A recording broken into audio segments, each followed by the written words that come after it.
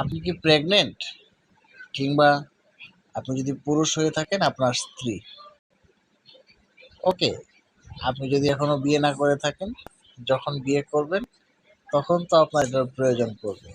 এখন আপনি কিন্তু আপনার মোবাইলেই দেখে নিতে পারেন প্রেগনেন্সি ক্যালকুলেটরের মাধ্যমে এখন কত সপ্তাহ চলছে, এক্সপেক্টেড ডেট কবে। চলুন শুরু থেকে শুরু করি। গুগলে প্রেগনেন্সি ক্যালকুলেটর লিখে সার্চ করতে হবে। সার্চ করার পর calculator.net যেটা আছে, প্রেগনেন্সি ক্যালকুলেটর বেস্ট ক্যালকুলেটর মনে হয়েছে আমার কাছে, এখানে আমরা ক্লিক করব। তো ক্লিক করার পর ক্যালকুলেট বেসড অন, আপনি কিসের বেজে করবেন সেটা লাস্ট পিরিয়ডের উপর আমরা বেজ করে দেখব।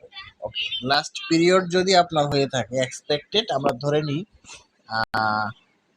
মার্চ মাস, মার্চ মাসের ধরলাম 10 তারিখে আপনার first day of your last period, যেদিন আপনার পিরিয়ড বন্ধ হয়েছে সেই পিরিয়ডটা শুরু হয়েছিল মার্চের 10 তারিখ 2024, এবং average length of your cycle, আপনার সাইকেল পিরিয়ডের সাইকেলটা যদি 28 দিনে হয়ে থাকে, এটা আসলে আপনি ভালো জানবেন আপনার কত দিনে হয়। জেনারেলি 28 দিনে হয়ে থাকে, আমরা 28 দিন নিচ্ছি। ফাইন, ক্যালকুলেট প্রেস করলে দেখবো আমরা কি আসছে।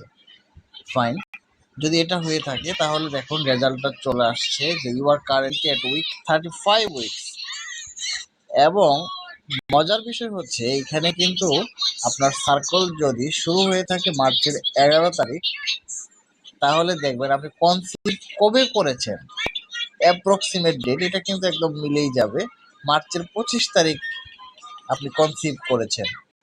ফাইন, এরপর আপনি এভাবে দেখতে পারবেন যে আপনার ফার্স্ট ট্রাইমেস্টার কিভাবে গিয়েছে, সেকেন্ড ট্রাইমেস্টার কিভাবে গিয়েছে, এবং আপনি এখন যে অবস্থায় আছেন সেটা কিন্তু 35 উইকস, এবং আপনার ফুল টার্ম শুরু হবে 37 উইক, শেষ হবে হচ্ছে নভেম্বরের 18 তারিখ।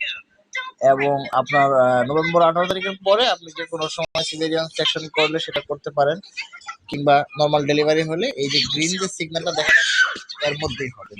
তো ঠিক আছে, থ্যাংক ইউ ভেরি মাচ।